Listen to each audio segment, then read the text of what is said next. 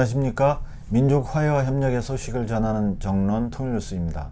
2023년 4월 셋째 주 통일뉴스 주간 브리핑을 시작하겠습니다. 저는 진행을 맡은 이승현입니다. 용산 대통령실 출입하는 이광길 기자 나와 있습니다. 오늘은 어떤 이야기를 들고 오셨나요? 예, 지지율 추락하자 예민해진 윤석열 대통령, 이런 주제로 얘기해 보려 합니다. 네, 윤 대통령 지지율이 최근 다시 20%대로 추락했다고 하더군요. 예, 맞습니다. 지난주 금요일이죠. 14일 한국갤럽이 발표한 조사 결과인데요. 윤석열 대통령 직무 수행 긍정평가, 여기선 통상 지지율이라고 하죠. 이것이 27%, 그 다음 부정평가가 65%로 나타났습니다. 그 전주 지지율이 31%로 30%의 턱걸이 하다가 4%가 빠지면서 20%대로 추락한 겁니다. 다른 여론조사 결과도 비슷한 추세라고 하던데요. 예, 17일 날 리얼미터 발표에서도 윤 대통령 지지율이 하락세를 보였습니다. 전화 인터뷰 방식으로 조사를 하는 한국갤럽보다 자동응답 방식으로 조사하는 리얼미터가 통상 지지율이 더 높게 잡힌다고 하는데요. 여기서도 지지율이 33.6%에 불과했습니다. 30% 초반으로 떨어진 것은 5개월 만이라고 합니다. 두 조사에 대해 더 자세한 사항은 해당 기관이나 중앙선거 여론조사심의위 홈페이지를 참조하시길 바랍니다. 이런 여론 흐름에 대통령이 예민해졌다고 하는데 사실입니까?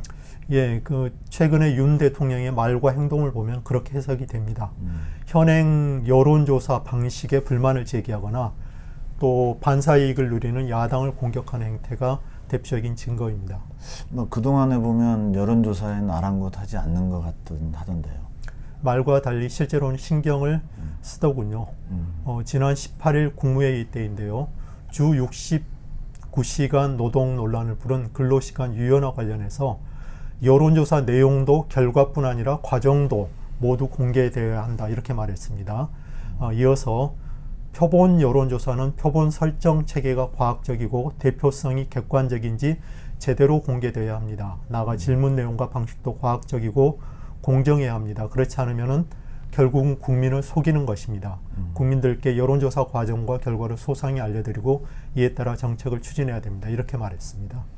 20%대로 추락하니까 이제 여론조사 제대로 하라, 이렇게 말한 거네요. 예, 까마귀 날자 배 떨어진 격이죠. 19일 날 더불어민주당 장경태 최고위원도 이 점을 지적했습니다. 윤석열 대통령과 대통령실이 최근 여론조사 결과가 상당히 불편하셨나 봅니다. 여론조사 외면에서 겉박으로 태도가 돌변했습니다.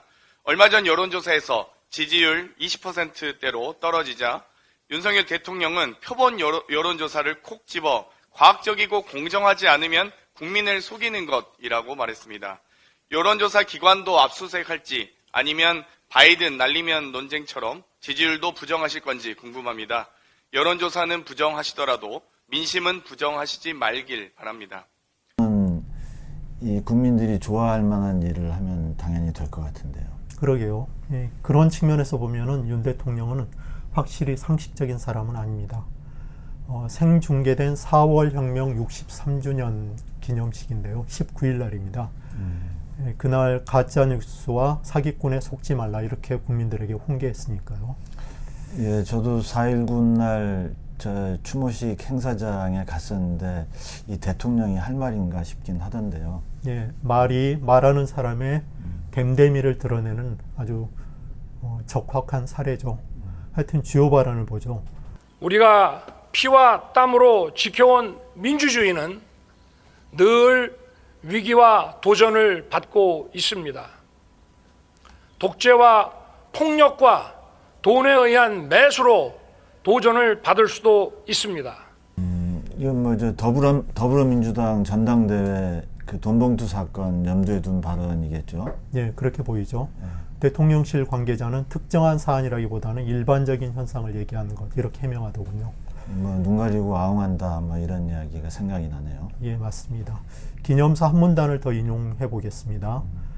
거짓, 선동, 날조 이런 것들로 민주주의를 위협하는 세력들은 독재와 전체주의 편을 들면서도 겉으로는 민주주의 운동가 인권 운동가 행세를 하는 경우를 세계 곳곳에서 저희는 많이 봐왔습니다.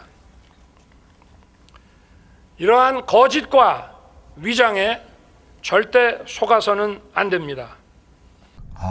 참, 그 20%대 지지율 추락이 이 제대로 조사 안 한 여론조사 업체, 가짜뉴스, 그리고 사기꾼의 선동에 부안해동한 국민 탓이라는 것 아닙니까? 저도 그렇게 읽힙니다. 이 대통령 주특기가 뭐 남 탓이라고 많은 사람들이 지적을 하고 있는데 대통령 스스로는 아무 일도 안 하는 건가요? 조금 이제 찾자면 애매하긴 한데 하나는 있습니다. 어떤 겁니까? 헤어스타일입니다. 그 촬영일 기준으로 지난주 금요일이죠. 14일 날 프랑스 외교장관을 만났을 때 사진입니다. 그리고 이번 주 월요일이죠. 17일 정정미 헌법재판관 임명장 수여식 때 사진과 비교해 보시죠. 변화가 느껴지시나요? 완전히 올렸던 머리카락을 조금 내린 건가요? 예, 자세히 봐야 알 정도죠. 그래서 이 기자들 사이에서도 의견이 엇갈렸습니다. 그 지난해 출근길 약식 회견 때 보면 덥수룩한 머리가 화제가 된 적이 있었죠. 그때처럼 머리 손질을 안 한 것이냐 아니면 스타일의 변화를 준 거냐. 근데 일단 후자 쪽에 무게가 실렸습니다. 다음 날인 18일 날 사진을 보시죠. 확실히 내려갔네요. 예, 그래서 이제 일부 언론은 대통령 선거 때 내린머리로 돌아간 것이라고 설레발을 쳤고요.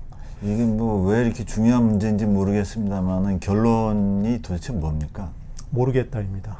19일 날 4.5혁명 63주년 기념식 때 사진을 보시죠. 다시 올라간 겁니까? 예, 반응이 신통치 않아서 원래대로 돌아갈 수도 있고 그보다는 17일, 18일 이틀 동안 다른 일에 바빠서 머리 손질을 안 했을 가능성도 있어 보이고요.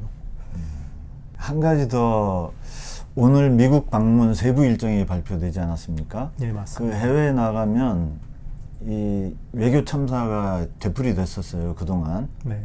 예. 이번은 방미 일정은 또 그 이례적으로 굉장히 깁니다. 24일에서 29일까지 한 주 내내 하는데요.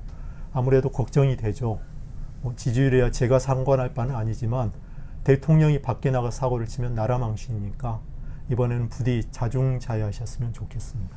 네, 감사합니다. 오늘 여기까지 듣겠습니다. 통일뉴스 주간 브리핑 여기서 모두 마치겠습니다. 시청해 주셔서 대단히 감사합니다. 다음 시간에 다시 뵙겠습니다.